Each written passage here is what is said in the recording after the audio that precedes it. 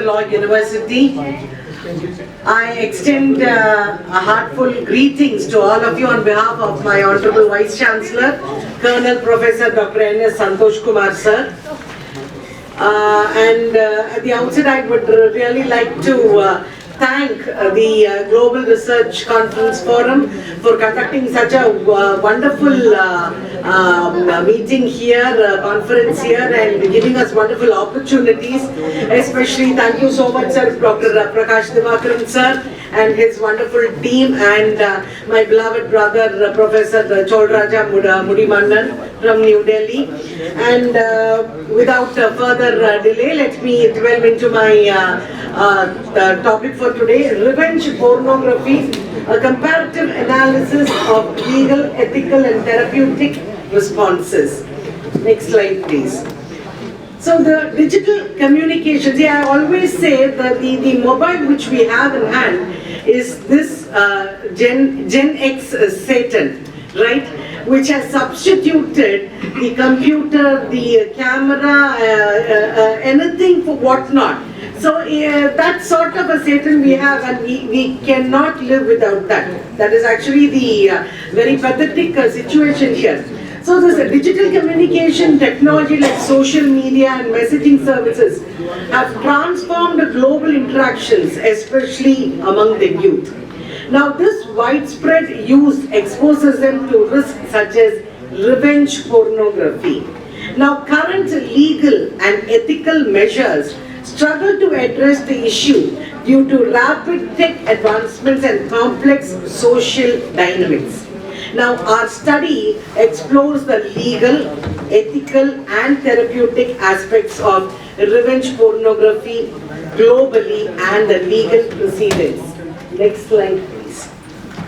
Now it identifies the research gaps, including the need for understanding the long-term impacts, comparative legal studies and effective therapeutic interventions. Addressing these gaps is crucial for informed policy making and comprehensive victim support strategies. Next slide please. Now we will go into the research objectives and the questions. Now this particular study aims to evaluate the legal frameworks by critically assessing the effectiveness of the current legal statutes across the jurisdictions in deterring revenge pornography and identifying the necessary legal reforms for better victim protection and perpetrator accountability. Now this study also aims to assess the psychological impacts of revenge pornography on victims and determine the efficacy of therapeutic interventions in promoting emotional recovery and resilience. Next slide please. Our research questions include: how effective are our current legal frameworks in different jurisdictions? What legal reforms are needed? What are psychological impacts on victims, and how do different therapeutic interventions aid their recovery? Additionally, how do cultural attitudes, which is most important, cultural attitudes towards this sexuality, privacy and gender roles influence the prevalence of revenge pornography, and what strategies can shift the societal norms to reduce victim blaming? The next slide please. Going on to the characteristics of online or revenge pornography. Now online revenge pornography involves the deliberate and malicious dissemination of intimate information and imagery to inflict emotional distress and public humiliation. Now unlike this conventional cyber pornography, which involves consenting adults and is often commercially driven, revenge porn breaches trust by distributing intimate content without consent or after a relationship ends. Now, The primary motivation is retaliation aimed at degrading and isolating the victim rather than sexual gratification. Next slide, please. Now, perpetrators exploit digital platforms like social media, messaging apps, and online forums to maximize the reach and impact. The victims experience profound emotional and psychological harm, including shame, embarrassment, and social isolation. Now, this issue raises complex legal and ethical challenges concerning consent, privacy, and culpability, necessitating robust legislative responses and effective enforcement across the jurisdictions. Shall we have the next slide, please? Now, looking into the patterns of revenge porn, how does this, what patterns are there?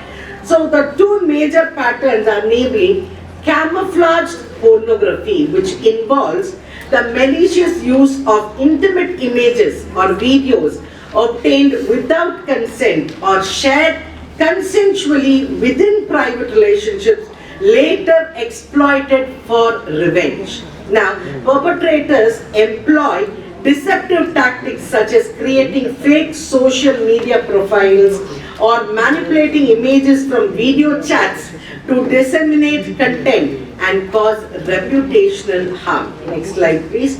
Now, this type of pornography often evades, actually the pathetic situation here regarding this type of pornography is, it often evades detection by social media platforms which focus more on overt forms of abuse like child pornography. Now, this also raises concerns about privacy violations, consent breaches, and digital rights, complicating legal recourse and enforcement efforts. Next, we come to teen pornography. Next slide, please. Which involves the non-consensual exposure of underage individuals. Intimate content, often hosted on platforms specializing in explicit material. Now see, the victims here are explicitly identified, commercially exploited, intensifying distress through widespread exposure. The content originates from consensual sharing within relationships, but later, which is weaponized during breakups and conflicts. Now, spreads across this type of pornography spreads across social media platforms and dedicated websites, exacerbating the victim humiliation and facilitating secondary victimization. The next slide, please. Going on to what is this enhancing international cooperation and legal situations in the different countries. See, I have taken India, Singapore, the UK, Australia, and the US. The legal landscapes across India, Singapore, UK, Australia, and the US reflect varying approaches to addressing revenge pornography. Now, India and the US face challenges due to the absence of dedicated legislation, relying instead on existing frameworks like the IT Act and the old IPC in India and fragmented state laws in US. Singapore and the UK demonstrate proactive measures with specific provisions in penal codes and acts targeting non-consensual disclosure and harmful content dissemination. Australia's federal and state level legislation illustrates a comprehensive approach to digital abuse, emphasizing victim support. Now, despite all these efforts, challenges persist across jurisdictions, including enforcement complexities exacerbated by the internet anonymity and diverse cultural norms influencing legal responses. The next slide, please. Next slide. Next slide. Right. Going on to the ethical considerations. Now, the ethical issues and stakeholder responsibilities, if you look into, the revenge pornography raises severe ethical concerns due to its violations of privacy rights, and autonomy involving the unauthorized sharing of intimate images without consent. Now, the rapid dissemination facilitated by technology, as I told you, the Gen X Satan, including social media platforms and messaging apps, amplifies these ethical dilemmas. Next slide, please. The stakeholders, including internet platforms, bear ethical responsibilities to moderate content, implement technological safeguards, and support victims while upholding principles of privacy and free expression. See, the law enforcement agencies must ethically handle the investigations, protect victim identities, and use technology responsibly in legal proceedings to ensure justice and to safeguard individual rights. The next slide, please. Going on to the cultural and societal perspectives on revenge pornography. Now, this revenge pornography intersects, see, everything is in the human mind. You know, when we are talking about cultural and societies, it is only based on human mind, what we think, what is our perspective. So, revenge pornography intersects deeply with cultural norms and societal attitudes where taboos around sexuality and strict adherence to gender roles can exacerbate the stigma and shame for victims, particularly in conservative societies. So the community network, next slide please. The community support networks and grassroots initiatives play a vital role in advocating for victims, offering culturally sensitive support services crucial for empowerment and recovery. The next slide please.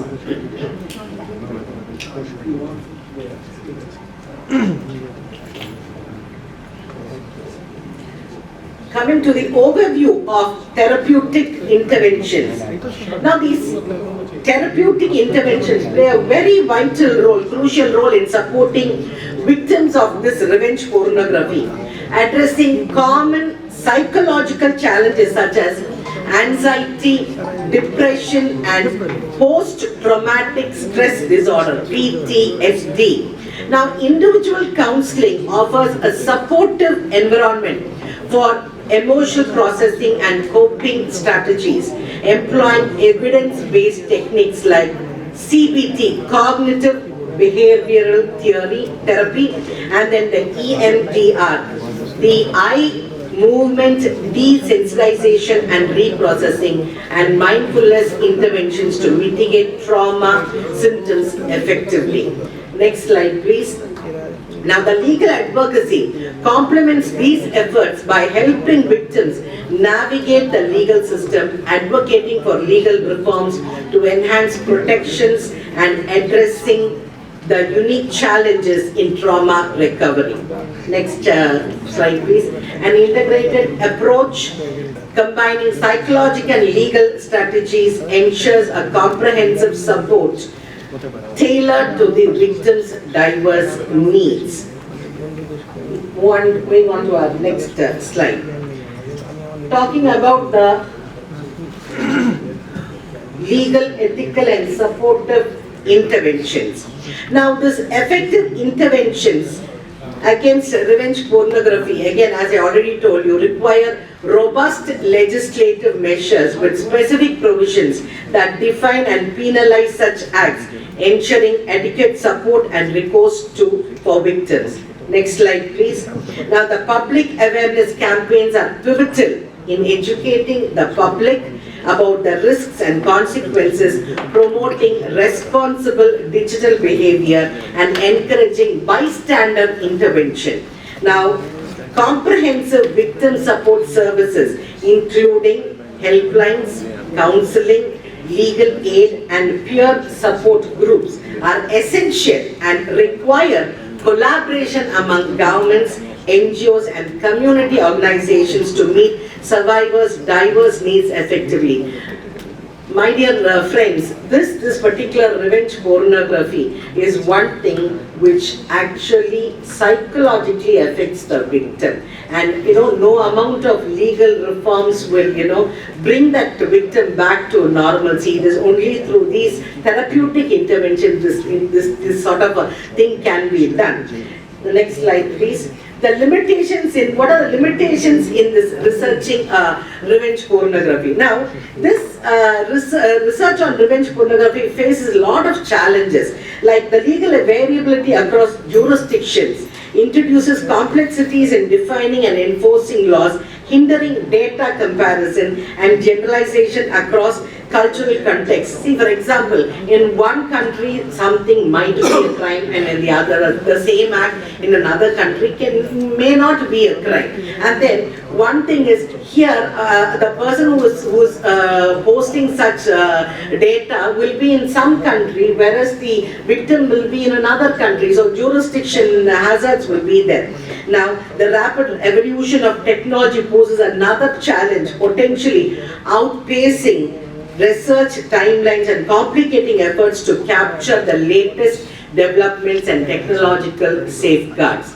Next slide, please. So, the ethical constraints such as concerns over the re-traumatization and confidentiality breaches limit the depth of inquiry into victims' experiences and psychological impacts. Next slide, please.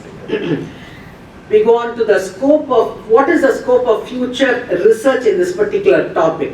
Now, future research on revenge pornography should explore long-term psychological impacts, including chronic mental health disorders and the effectiveness of coping strategies over extended periods. Longitudinal studies are needed to track the effectiveness and sustainability of legal reforms and advocacy efforts across diverse cultural and legal contexts. The next slide, please. Now, research should also evaluate the effectiveness of content moderation policies and technological measures on social media platforms, examining their roles in disseminating and preventing non-consensual images. Interdisciplinary approaches integrating legal, psychological, technological, and socio-cultural perspectives are essential to address the complex dynamics of revenge pornography comprehensively. Please understand, revenge pornography is totally not, it is not at all gender biased. The victims are both boys and girls. It's not only girls, it is also boys and girls. So, concluding, the next slide please. So, revenge pornography, let me conclude by these things. Revenge pornography represents severe digital abuse, violating privacy and autonomy, necessitating comprehensive strategies for effective intervention. Now, the global variations and legal frameworks underscore the need for adaptable laws, robust enforcement. See, laws alone is not enough, that the biting teeth, the implementation must be very, very effective. So robust enforcement and enhanced victim support services worldwide. Now, ethically upholding privacy, consent and accountability in digital spaces is imperative for ethical governance. Cultural insights reveal societal attitudes towards sexuality and privacy, emphasizing the importance of combating victim blaming and promoting empathy alongside legal reforms. Holistic interventions integrating counseling with legal advocacy and collaborative efforts are essential for empowering victims and fostering recovery. So looking forward, collective action remains pivotal in safeguarding the dignity, consent and justice in the digital realm. So this is very, very important. First of all, we as a particular human being, we as in the perspective of a human being must know that that particular victim is one among us. If our daughter, if our son is the victim, how do we feel? How will we feel? How will we tackle it? What will be our perspective? That is the perspective we should have if some XYZ is the victim. Next slide, please. So, let us end revenge porn. protect privacy, support victims, and enforce strong laws. Thank you once again, my brothers and sisters. Kindly take this note up to your the universities and in your mind, so that somewhere some victim will be definitely benefited by our thoughts. Thank you. Thank you, Prof. Gowri, for your passionate presentation. However, please, I really humbly request all of you, mind your time. Because we have to finish by 12, and I'm sure that it is next to impossible now. So please, I need your full cooperation, and thank you.